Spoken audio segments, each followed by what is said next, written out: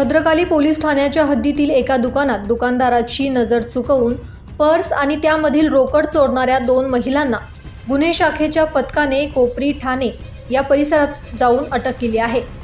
पोलिसांकडून मिळालेल्या माहितीनुसार एका दुकानातील पर्स आणि त्यातील रोकड चोरून नेल्याची तक्रार भद्रकाली पोलीस ठाण्यात नोंदवण्यात आली होती। याबाबत समांतर तपास करत असताना गुन्हे शोध पथक क्रमांक 1 चे हवालदार प्रशांत मरकड आणि प्रदीप म्हसदे यांना गुप्त खबऱ्यांकडून माहिती मिळाली की ही चोरी करणाऱ्या दोन्ही महिला कोपरी जिल्हा ठाणे परिसरात राहतात। ही माहिती मिळताच वरिष्ठ पोलीस निरीक्षक डॉक्टर आचल मुदगल यांच्या आदेशान्वये गुन्हे शाखा युनिट 1 मधील हवालदार प्रदीप म्हसदे, प्रशांत मरकड, मिलिंद सिंग परदेशी, महिला पोलीस अंमलदार अनुजा एल्वे, मनीषा सरोदे आणि चालक हवालदार नाझिम खान पठाण यांनी स्थानिक पोलिसांच्या मदतीने शोध घेतला असता प्रथम नैना दुर्गेश भुरे वय 30 वर्ष राहणार सिद्धार्थनगर कोपरी जिल्हा ठाणे ही महिला मिळून आली।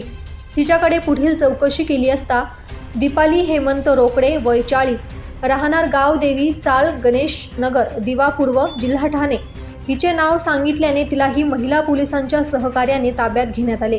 दोन्ही महिलांनी गुन्ह्याची कबुली दिली असून पुढील तपासासाठी या महिलांना भद्रकाली पोलिसांच्या ताब्यात देण्यात आले आहे।